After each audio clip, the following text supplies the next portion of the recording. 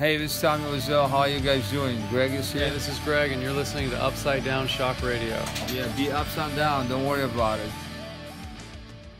Hey guys, this is Tom from Upside Down Shark Radio, joined as ever by my faithful ward Craig. Hello, I am Craig. And joining us today is a very special guest. He is a YouTube creator, a musician, a lecturer, comic book writer, and a bothered brother. You may know him as Slow-Mo Zovo, past Bing, future Bing, or simply just as Bing. Please welcome Mr. Christopher Bingham. Hello there. How's it going? It's going very well. It's lovely to have you on the show. Lovely to be here. Apologies for my voice in advance. I spent a lot of time yesterday shouting. He thought he would put it through a robot modulator to interview us, just so we just went with it. Yeah, I don't usually sound like this, but it just the mood took me. Well, we appreciate it. We appreciate it. So, for those who are unfortunate enough not to know about you, what would you like to introduce yourself? How would you like to introduce the world to Bing? Oh, that's always such a difficult. It's hard enough introducing my name.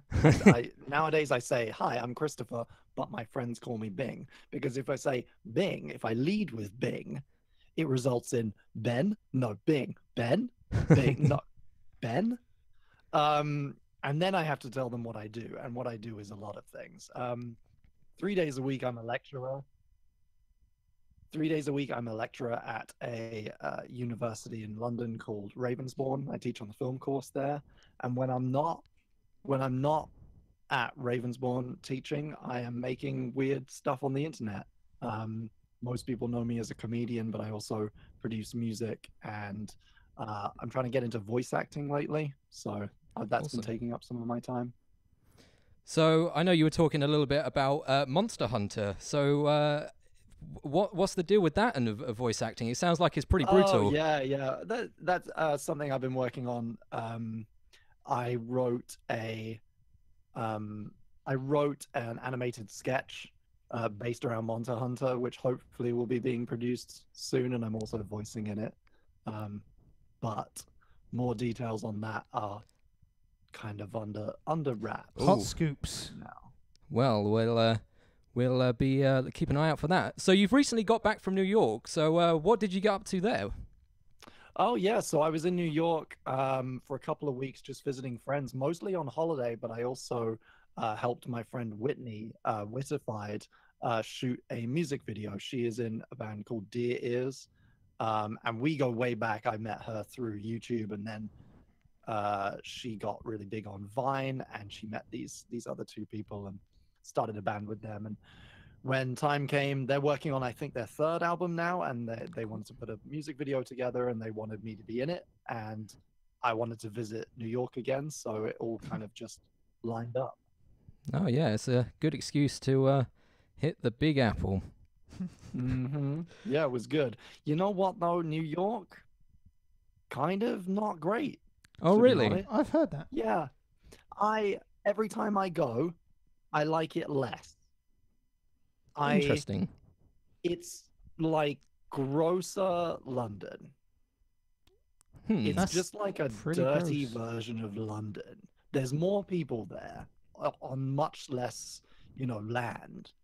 And there's just, most areas. There's a couple places like like Soho and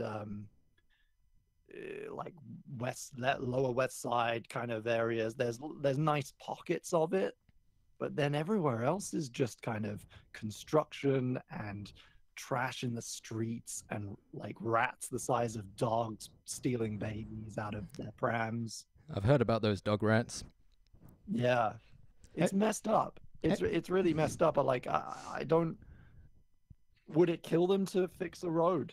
I think you Fix need to the take road that up once with in a their while. president. Maybe, or the mayor at least.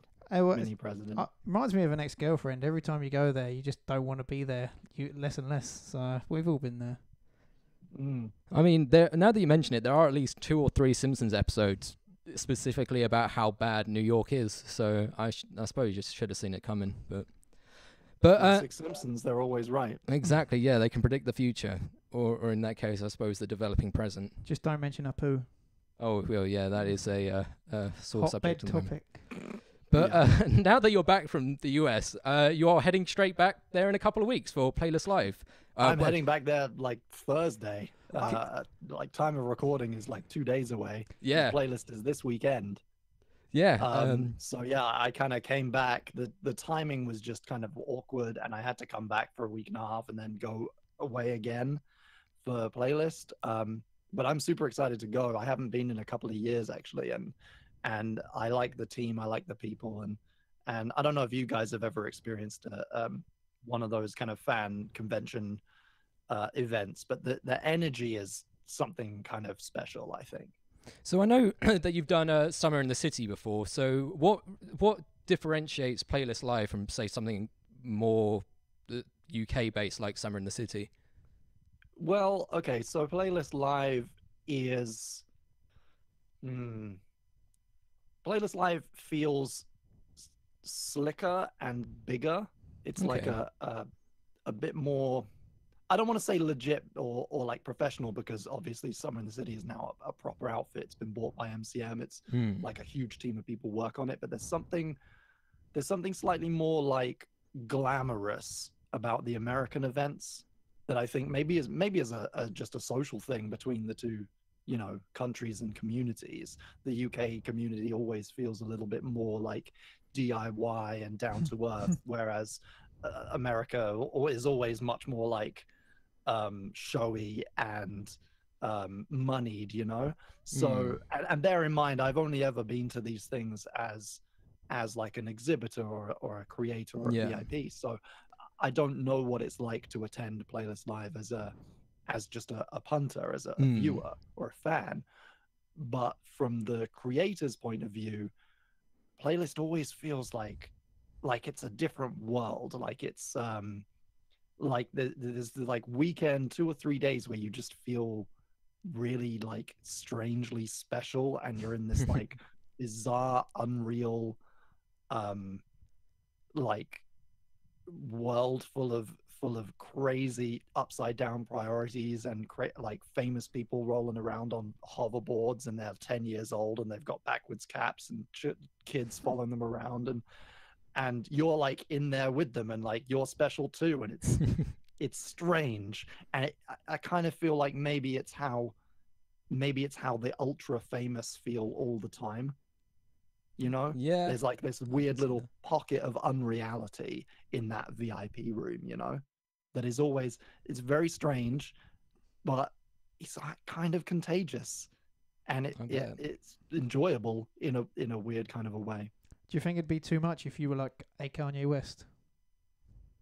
Well, I don't think I could ever reach that, but say like, your dreams, right? You might. well, okay, yeah, maybe if I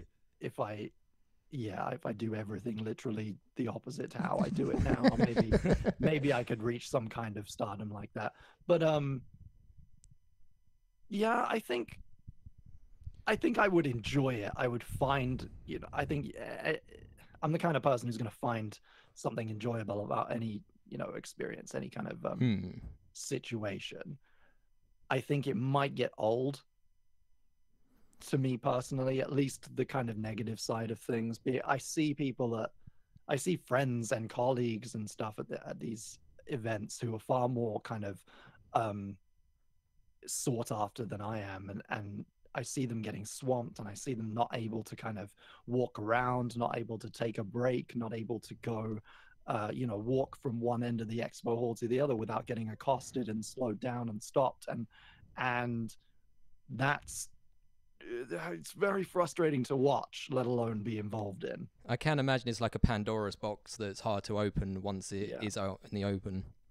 Yeah, but it's also like I've always been of the opinion that you kind of train you in a way, you kind of teach your audience how you want to be treated, if that makes sense. You're kind of sending out a lot of energy, whether you know it or not, in the way that you hold yourself, the way that you present yourself, the way that you put yourself out online.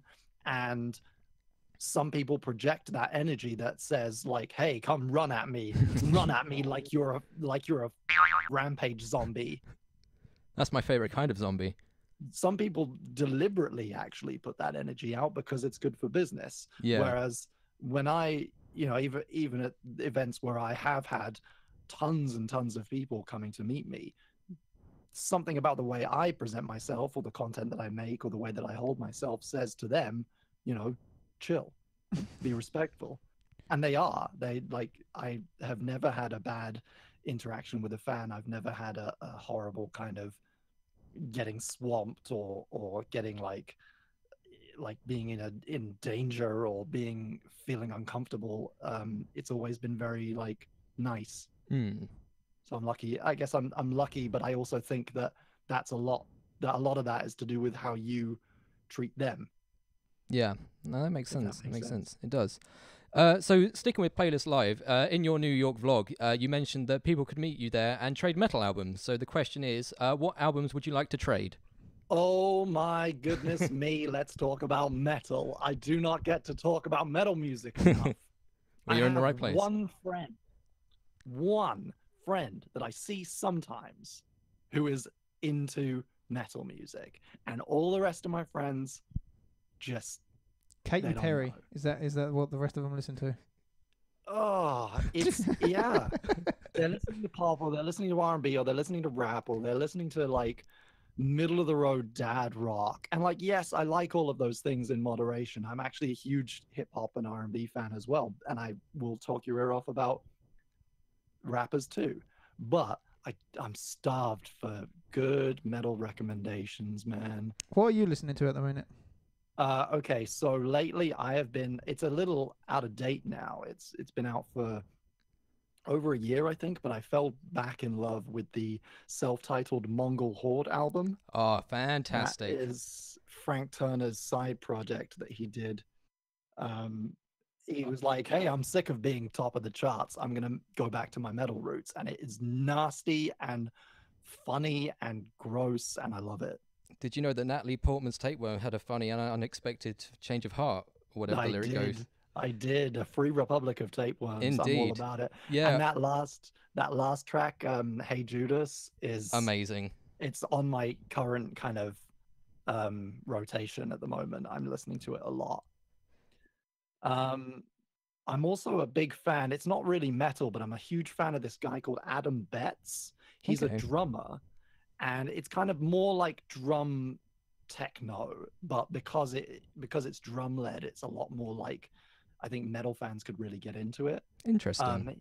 He's like a one-man band, and he sets up his kit, and he does the. I saw him live, which is how I discovered him. He opened for another band, and he mixes real drum kit with sequencers and pedals and trigger boxes, and he just puts together these really thrashy, nasty kind of techno soundscapes, and they're really, really cool. That sounds sick. Yeah, well, I was lucky enough to interview Frank Turner a couple of months ago, and he said that he'll be open for another collaboration with Jamie Lenman. I'm sure that you are fully aware of Jamie Lenman. Yes, so they probably haven't collaborated since what, Ladies of London Town? Yeah, it's either that or Deadly Lethal. Deadly Lethal is more recent. Yeah. So. God. So although the thing I would say about that is it's probably my least favorite Ruben song. Interesting, because that's my favorite Ruben song. I mean, I like it. You can't backpedal now. What bugs me, honestly, actually, it's only one section, and I actually have a version in my iTunes where I cut it out. Interesting. Because I re-tagged it as the main one, and I have a B-sides folder with the original in it, just in case I ever want to remind myself why I edited it. It's the breakdown where they repeat the line about being dressed like a Victorian at a swimming pool. Just drives me crazy. Is there any particular reason, or is it just personal taste? It's like, you know how Frank Turner can be kind of too wordy and pretentious for his own good. Occasionally, yes, yeah, I'll admit that. Put too many syllables in a song. Yeah. That pre-chorus is the epitome of the things I don't like about Frank Turner. That's fair. That's And fair. it sat right there in the middle of a very good Ruben album. Yeah, it's probably their best album, if I'm going to look at them Mm. objectively. Does that mean we got a hot scoop that Bing doesn't like Victorians?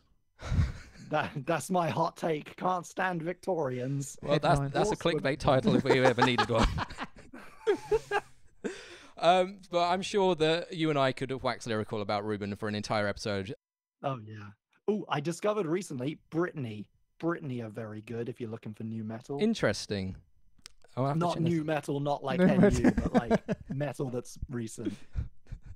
current metal. When you said Britney, I went to Britney Spears. Yeah, like, so you're did an I. old Yeah. dad. Just No, like, all Britney. caps, Britney. I discovered them actually through Jamie Lemon because they were on a collaborative compilation that a bunch of people, him, them, I think Ghost of a Thousand are on it, Ven Art's Awesome. on it. They put together this like charity compilation for their friend who got cancer. It's on Okay. Bandcamp. You can find it. There's some good Yeah. recommendations there. Thank you very much. Britney's fantastic. So, to save Craig listening to a whole episode about Ruben and whatnot, are there any other upcoming artists that have grabbed your attention? I know you mentioned your friend's band in New York, but is there anyone else that? Oh yeah, shout out to them. They're called Dear Ears. If Dear you like Ears.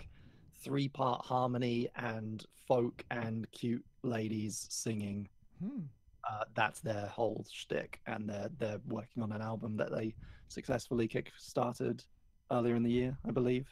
Awesome. It's good. Who else? God, Janelle Monáe's got a new album coming out. I mean, she's not up and coming by any definition. She's already come. But she's great. Goodness, I just so much. What was the I've been on last a- song you've listened to?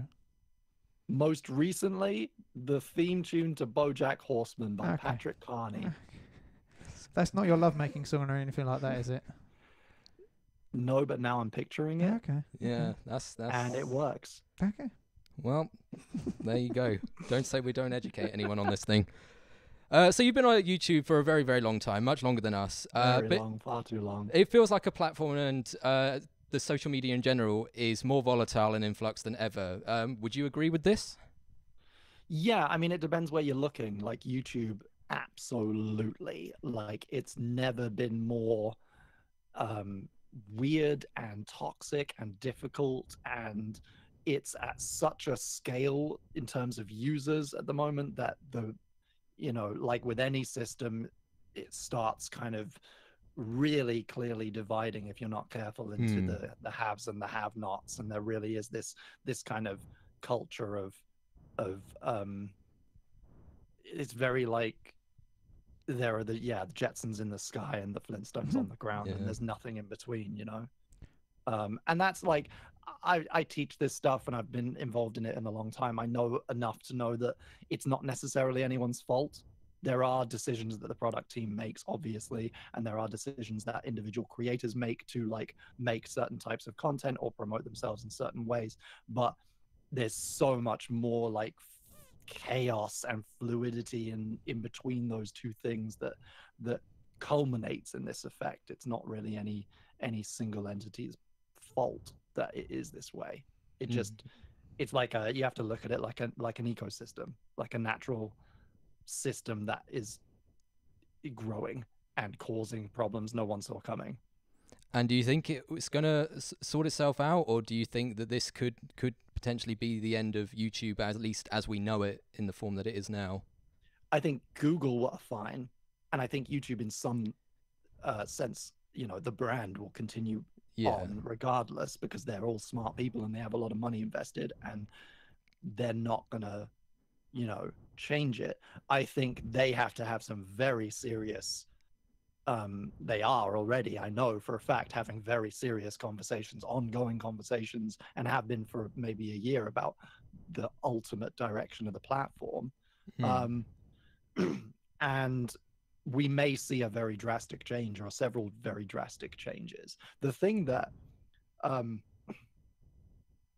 I've always been I've always edged away from being like a doomsdayer or a naysayer, because because I understand the mammoth amount of work that goes into it all, Of course. just to make it work the way it does, and I don't begrudge them it really.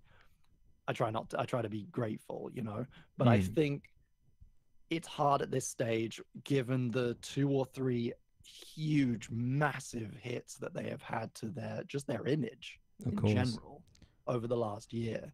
It's hard to see them fully recovering without making some serious changes. No, that makes sense. We had the extremist videos last year. We had which then kind of shifted and became kind of part and parcel with the apocalypse thing, and these people becoming these kind of isolated creators like PewDiePie, becoming kind of icons for this much bigger issue, and then Logan Paul goes and steps in it with his adventures in Japan, and becomes the poster child for YouTube, at least for a month or so, and that's bad for business. Well, definitely. And in some instances, it's not helping them as well, because like the YouTube Kids thing, people, because of the algorithms, they watch one video of Peppa Pig, and then 3 videos later, they're being shown how meat's made, And yeah, absolutely. Like, you just, what is going on with the world? Yeah, there's the more recent development with them coming under scrutiny for potentially infringing on children's privacy. That kind of thing is a serious blow, and actually can lead to real kind of legal problems for them going forward, particularly when it comes to like regulation. That's like the thing that YouTube is most scared of in the whole universe is regulation. I can believe it. They do not, because the game is over then. Yeah. At least the game that we know, and the game that they have enjoyed for however long. It fundamentally changes it if Western governments particularly just like step in and say, nope, you are regulated now. You are part of the same industry as television, and you're going to follow the same rules. But then there's just like, we did what you said about the music thing. We're giving you money. Like, just leave us alone. Yeah. We've Exactly. adapted. But all of those things, the content ID system, a lot of the big product changes that they make, not many people think about it, but a lot of them are like ways of staving off that inevitable apocalypse. The content ID system only exists because they were sick of getting sued by people like Viacom. And it could be a lot better as well. It could be a lot better. Yeah. It could be a lot better, but they made it like it's a technological marvel that they made it at all, and that it works in the way that it does. But they only made it because it's a way of getting people off their backs. It's a way of delaying that inevitable date when real, like, codified regulation has to come in. I like your approach of positivity. More people should be like that. Yeah, like, I mean, I can't complain.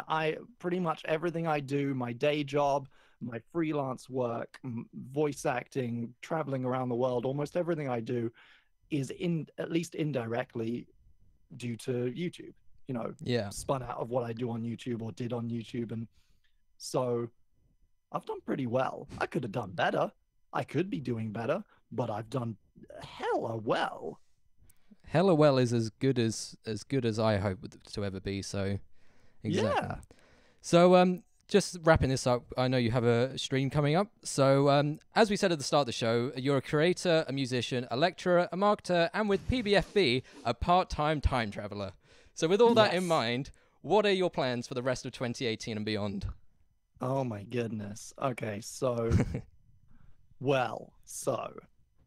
I'm working on an album right now. It's going pretty slowly, but we are making progress. Is it I'd rap, like country, R&B? It's all like of them? electronic kind of I just kind of put it under the very broad label of electronica.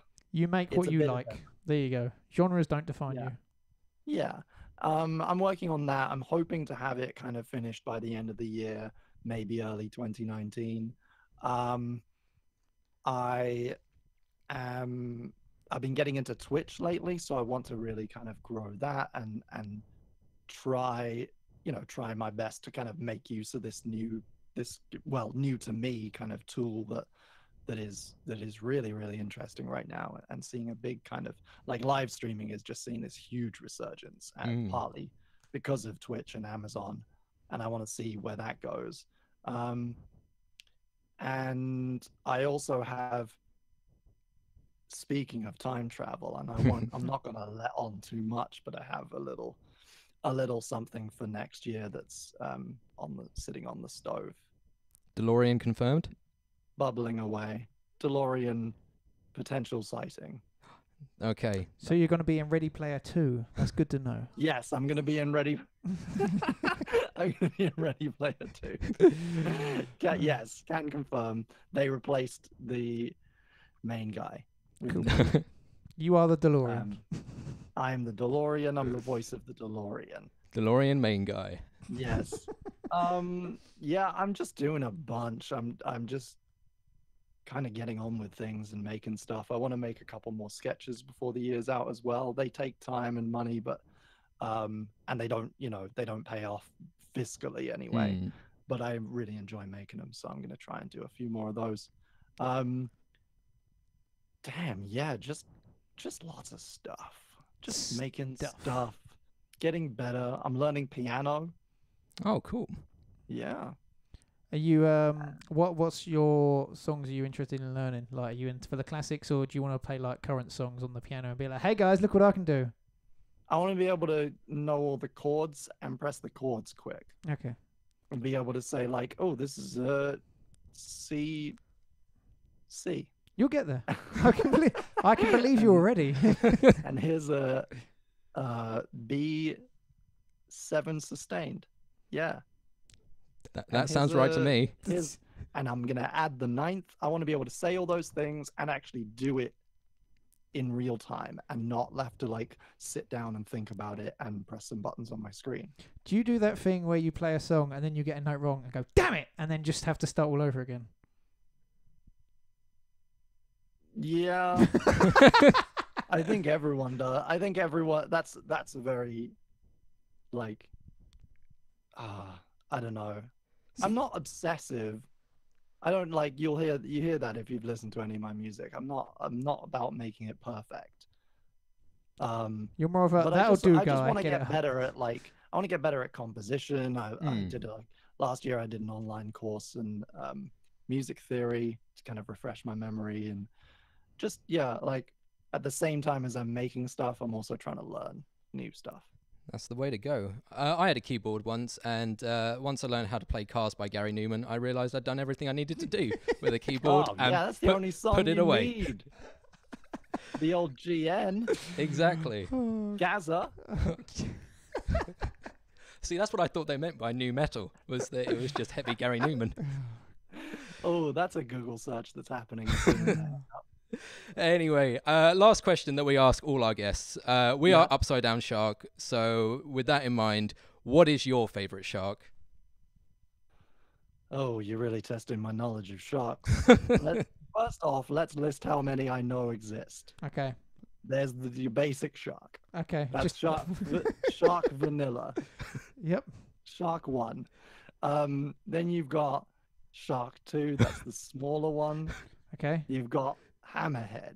Yeah, that's a popular choice. You've got whale shark. Are they sharks? I would have to do a Google search, but it sounds like you just made that up. That's the thing. It is. Yeah, that's the thing, I Craig. can't remember if it's more whale or shark. Is there any others you know? Shaquille O'Neal? Shaquille, that's the worst. Is there like a leopard one, like a spotted one, I think? Yeah, I think there's that. There's Bruce from Finding Nemo. Damn, that was going to be my joke. There's there's the guy from Shark's Tale. Oh, it's Will Smith, isn't it? He's the fish. You could have a. Oh yeah, He's a little fish boy. With Chris Will Jericho Smith's from face. Sharknado. Yes. Well, hang on. Just real time Google search, people. I'm gonna go with the top half prosthetic animatronic shark from Jaws. Okay. That is a very That's- specific but very good shark. That is not a very Yes. good shark. That film does not hold up well. No, but I saw him recently in a museum, Oh, okay. and he was real nice to me. Didn't attack or anything. He protect. Nice handshake, and just let you on Yeah, your day. we were buds. So, I'm feeling good about him. He's probably the shark I've had the most interaction with in the world. So he's probably my closest shark friend. Okay. Well, there you have it. Mr. Yeah. Christopher Bingham, thank you very much. Likes Jaws, hates Victorians. Hates Victoria. You heard it here first, folks. Hate Victorians. Can't stand them. Do a lot of time traveling. Can't stand those darn Victorians. They smell bad. I don't want to get dysentery. I've never been near one. They've all got dysentery. Every single one. Every single one. They all their fashion is either outrageously out of date or a little too early on the trend, depending on where you are in the timeline. Well, Yep. I can't argue with anything you just said. Uh-huh. Thank you very much for your time. Enjoy the rest of 2018. Good luck with the album. And Thank you. You too, guys. hope to speak again soon. Yes, absolutely. Cool. Have a good one. Yes. Yes. Oh, he's bringing it. Oh, God, okay.